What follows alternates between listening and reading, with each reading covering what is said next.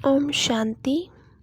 आज बाबा की 28 सितंबर 1969 के अव्यक्त मधुर महावाक्य सुनेंगे। टॉपिक है पूरे कोर्स का सार कथनी करनी एक करो। पूरे कोर्स का सार कथनी करनी एक करो। तो आज बाप दादा कहते किस रूप में मुलाकात कर रहे हो। अव्यक्त रूप से, वह स्नेह रूप से, वह शक्ति रूप से। बाप रूप से तो मुलाकात कर ही रहे हो, लेकिन स्नेह रूप में, वह शक्ति रूप में, वह अव्यक्त रूप में वर्तमान कौन सा विशेष रूप है। सारे दिन में इन तीनों रूपों में से ज़्यादा कौन सा रूप रहता है।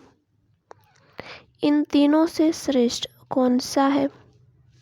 हर एक ने अपना समाचार सुनाया। अब सिर्फ प्रश्न पूछते हैं, फिर स्पष्ट करेंगे। अब सबने जो एक्स्ट्रा ट्रेनिंग कोर्स लिया है, इनमें सबसे पावरफुल पॉइंट कौन सी ली है। जो पॉइंट आगे विघ्नों को 1 सेकंड में ख़त्म कर दे। हर एक ने भिन्न भिन्न पॉइंट तो सुनाई। अब जिन्होंने भी पॉइंट सुनाई है, वो फिर भी अपना अनुभव लिख भेजें कि इस पॉइंट को यूज करने से कितने समय में विघ्न दूर हुआ है। जैसे कोई दवाई एक यूज करके देखता है, फिर अनेकों को उसका लाभ लेने में सहज होता है।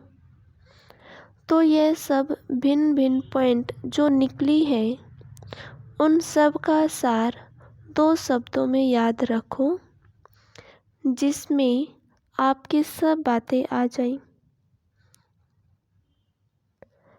यह जो अब कोर्स किया है, उसका मुख्य सार 2 अक्षरों में याद रखना है कि जो कहते हैं वो करना है।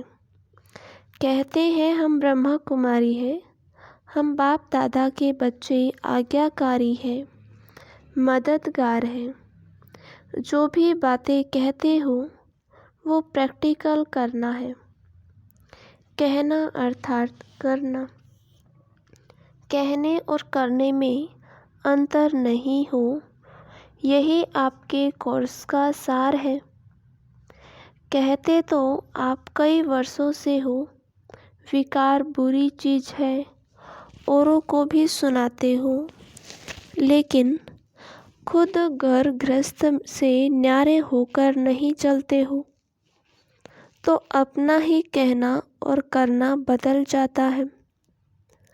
इसलिए आज से यह बात याद रखो, जो कहेंगे सो करेंगे।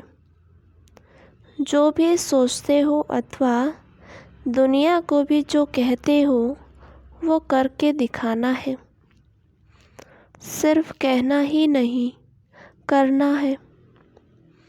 अब जो सर्विस रही है, वो कहने से नहीं होगी, लेकिन अपनी करनी से। कथनी करनी और रहनी कहते हैं ना। जो भी सारे दिन में आप कर्म करते हैं, घर में रहते हो, तो कथनी करनी और रहनी तीनों ही एक हो, तब कर्मातीत अवस्था में जल्दी से जल्दी पहुंच सकेंगे। हर समय यह चेक करो, जो कहती हूँ वो करती हूँ। कहते हो हम सर्वशक्तिमान की संतान हैं, और करते क्या हो। कमजोरी की बात। आज से यह पक्का करो कि जो कहूँगी सो करूँगी।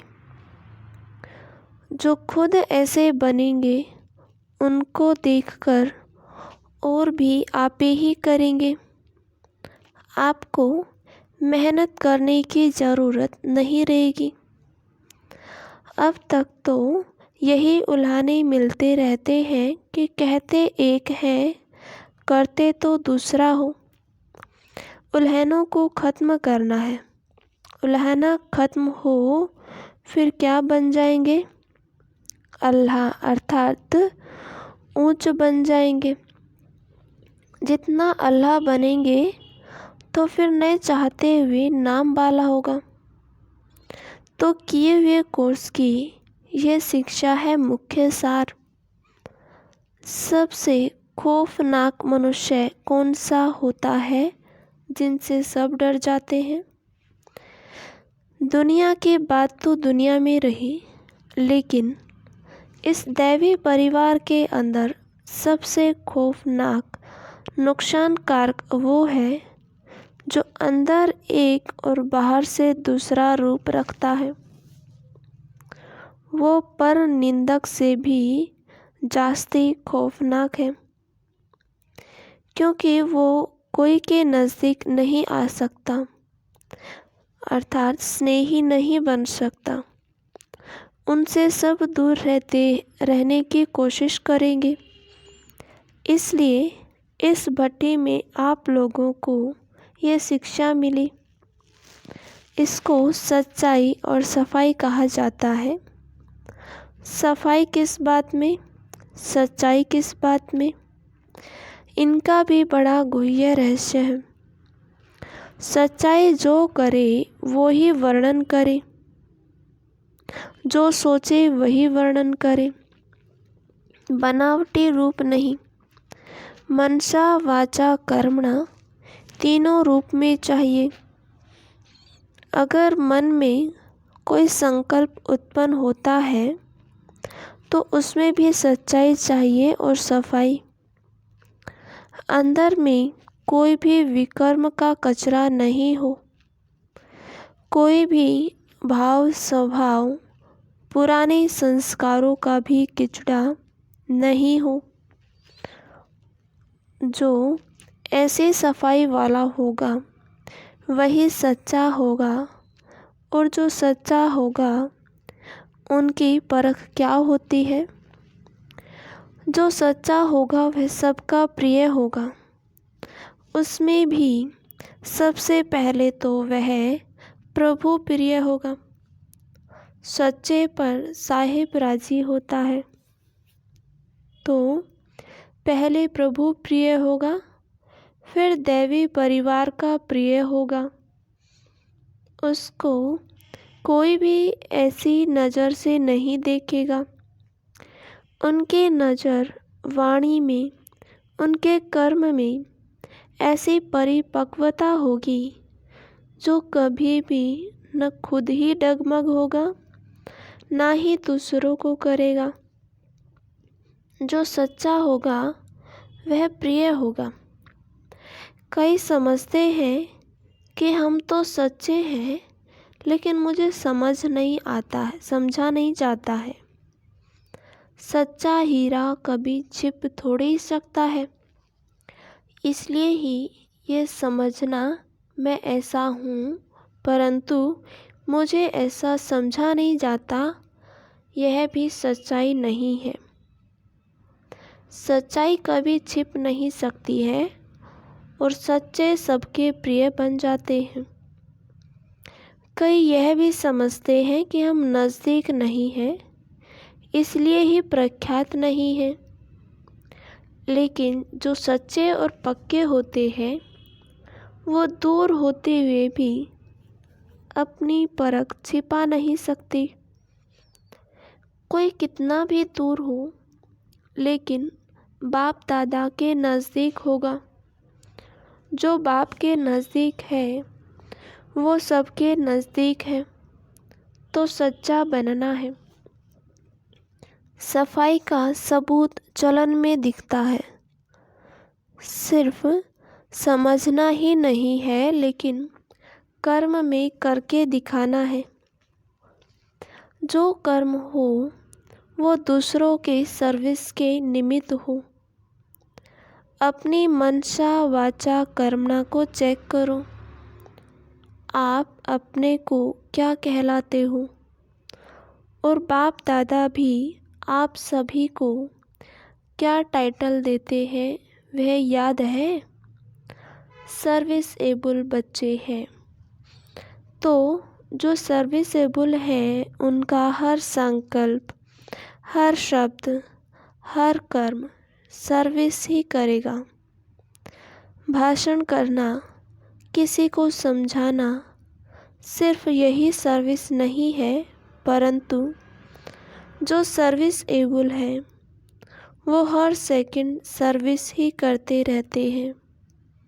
तो अपने को देखना है कि हमारी हर सेकंड सर्विसेबल चलन होती है, वह कहाँ डिससर्विस वाली चलन तो नहीं है। जब नाम सर्विसेबल है तो कर्म भी ऐसा ही होना चाहिए। इसलिए जो कहना है वो करना भी है। याद रखने से पुरुषार्थ में सहज सफलता पाएंगे। कई बहुत खुश होते हैं कि हमने इतने जिज्ञासु समझाए, इतने भाषण किए, बहुत सर्विस की, लेकिन वो भी हद की सर्विस है। अब तो बेहद की सर्विस करनी है। मनसा वाचा कर्मणा तीनों रूपों से बेहद की सर्विस हो, उसको कहा जाता है सर्विसेबल। अब अपने को देखो कि हम सर्विसेबल बने हैं। ऐसा सर्विसेबल फिर स्नेही भी बहुत होगा। अब ऐसा सभी ने ठप्पा लगाया है, वो कोई साहस भी रख रहे हैं। जब करना ही है तो गोया ठप्पा लग ही गया। अपने में शक क्यों रखते हो कि न मालूम परीक्षा में पास हो व फेल हो। होशियार स्टूडेंट सदैव निश्चय से कहते हैं कि हम तो नंबर 1 आएंगे। अगर पहले से ही अपने में संशय रखेंगे तो संशय की रिजल्ट क्या होती है? फिर विजयी बन न सके। अगर जरा भी संशय रखा तो विजयी नहीं बनेंगे। जब तक निश्चय नहीं है, आप लोगों ने शुरू से ही दांव लगाया है कि वर्षा लेके ही छोड़ेंगे, या सोचा था कि देखेंगे। दांव लगाया गोया बन ही गई। अच्छा, ओम शांति। अभी आगे की मुरली अगले पार्ट में कंटिन्यू करेंगे। ओम शांति।